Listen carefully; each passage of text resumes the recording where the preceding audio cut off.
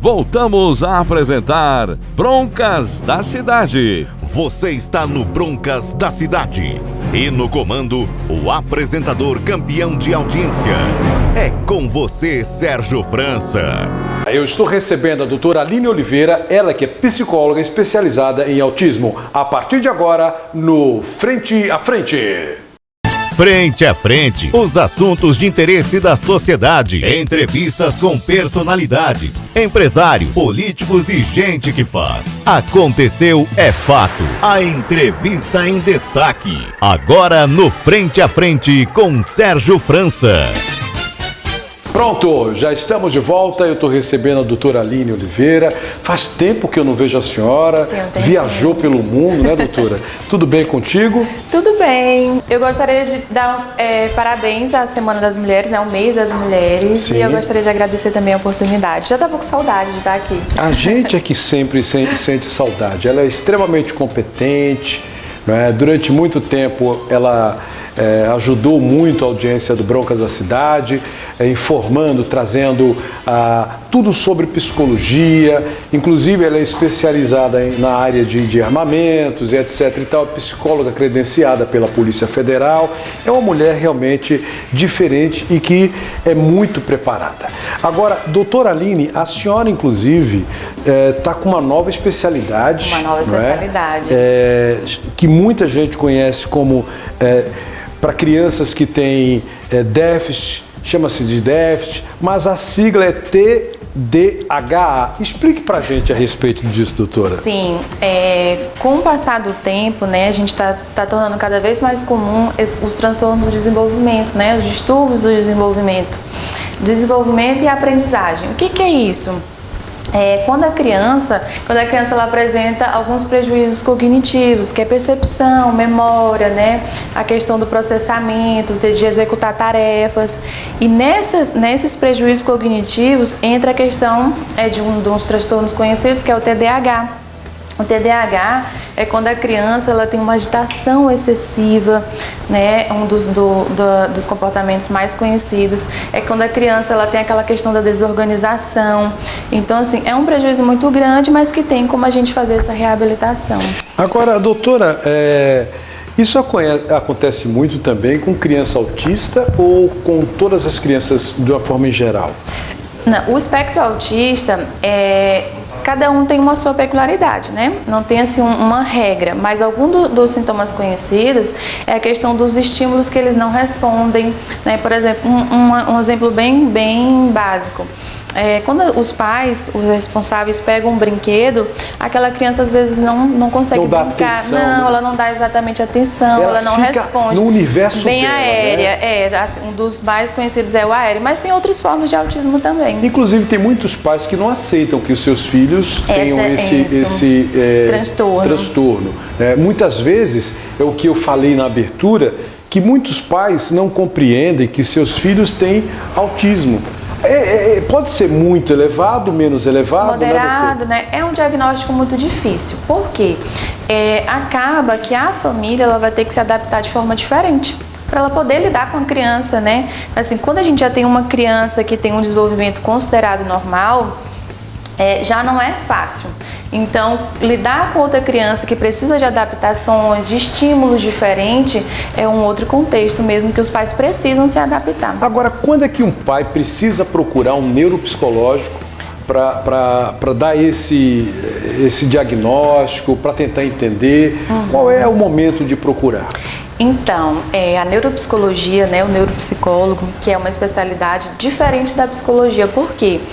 O neuropsicologia, ela está entre a neurologia e a psicologia. O que isso quer dizer? A neuropsicologia ela vai investigar os prejuízos cognitivos, eu até falei mais um pouco no começo. A psicologia está voltada mais para a emoção, né, que é a terapia da depressão, ansiedade. Já a neuropsicologia não, ela vai fazer uma investigação social. Quando criança, pode ir na escola, ver como que está essa questão na escola, né, do aprendizado. No adulto, um exemplo bem claro também é os epiléticos. Quando a pessoa tem epilepsia, às vezes ela tem um prejuízo na memória ou na atenção. Geralmente, tem outros também, mas geralmente na memória e na atenção. Então, ela precisa fazer essa avaliação para poder identificar exatamente o que está acontecendo. Tem as pessoas, no adulto tem as pessoas que têm AVC, né? A AVC geralmente sempre tem também Essa já é uma forma de avaliação do profissional? É um assunto bem amplo, mas assim, se você for observar, tem muita gente que deveria começar procurando um neuropsicólogo. Agora, essa avaliação, como é que ela realmente é feita em detalhes? Assim, eu sei que é muito amplo a observação, mas para que as pessoas entendam, às vezes alguém em casa está dizendo assim, gente, o meu filho tem esse sintoma, mas será que não foi perguntado? Então, de uma forma rápida, sucinta e objetiva, como é que a senhora pode fazer essa avaliação rapidamente para quem está em casa entender? Tá. Na criança, geralmente quem identifica é a escola. A escola ela vai identificar que aquela criança ela não está tendo desenvolvimento satisfatório. Como que é esse desenvolvimento satisfatório? Às vezes a criança não tem facilidade, por exemplo, em aprender cálculos. Primeiro a gente entende que, não, é só porque ele não consegue absorver mesmo a questão da matemática. Só que isso pode se tornar bem mais sério. Aí tem as outras questões do desenvolvimento da aprendizagem também. A senhora já falou que é falta de atenção também, atenção, né? A forma de falar com os amigos também. Forma de falar social. Às vezes a criança não consegue brincar com outra. A timidez também é um sintoma, doutor? A timidez é uma característica do comportamento. Ela só se torna alguma coisa assim mais grave quando isso começa a atrapalhar a rotina. Porque tem aquela criança mais retraída, porque cada um é de um jeito, né? Mas tem aquela criança que ela não consegue participar de exatamente nada. Então aí já é um caso a ser observado. Eu, quando era pequeno, até hoje eu tenho muita vergonha. Se alguém... Pensa, agora eu a trabalho não, eu boto para torar. Agora, normalmente, se o cara disser assim, toma aqui uma ficha, tem uma gente na fila do banco, chama esse nome dessa pessoa, eu não chamo, eu tenho vergonha. Entendi. Ninguém acredita. Mas o que a gente tem que investigar, o que seria? Se é uma característica sua, né? Ou se é alguma coisa que chega a atrapalhar a sua rotina diária. Não, pra mim é minha característica mesmo. De personalidade, então é por aí agora, que a gente quando começa. eu chego a trabalho, eu já chego chutando o pau do balde, eu não quero nem saber quem está ali. Pode estar o presidente da República, pode estar ali o comandante geral. Eu chego no trabalho, executar a atividade. numa boa, sem problema, e o transtorno é grande. Então, por muito tempo, doutor, eu achei até que fosse um transtorno bipolar, alguma coisa assim, mas não tem nada a ver, né? Não, é a forma de se adaptar mesmo. Cada um ele tem uma forma de se adaptar diferente. Tem gente que consegue ser do mesmo jeito em todos os ambientes, tem gente que não, que tem uma adaptação diferente mesmo. Agora, o importante é sempre um pai e uma mãe, quando achar que o filho, de alguma forma, tem um comportamento diferente, né? Porque hoje em dia é muito comum, né? Evolução, né? É muito comum. O que acontece? Os responsáveis, eles tendem... Nossa, eu acho que meu filho tem alguma coisa, então eu vou procurar o profissional, o psiquiatra, por exemplo, o neuropediatra. É interessante começar pelo meio comportamental, né? Antes de entrar com a intervenção medicamentosa, porque às vezes não é o caso, entendeu? Então, por isso que é importante a avaliação neuropsicológica. Porque aí até o próprio profissional, que é o neuropediatra, o psiquiatra, ou quem tem encaminhado, possa se basear numa avaliação, um diagnóstico. Agora, doutora, é só para criança que a senhora atende? Não. Então, era isso que é importante falar. Por quê? Nossos idosos também têm muita questão das doenças de demência. Ah, sim. Então, assim, quais que são os prejuízos do Alzheimer? A gente precisa fazer justamente procurar um neuropsicólogo para saber como que pode lidar com essas doenças de demência dos idosos. Idosos, adultos, criança. Todo mundo precisa, né? Todo mundo, se tiver algum prejuízo, nas funções cognitivas cerebrais, que é a percepção, a atenção, memória. Doutora, dê seu Instagram aí, doutora, o pessoal lhe procurar. É o doutoraaline.oliveira.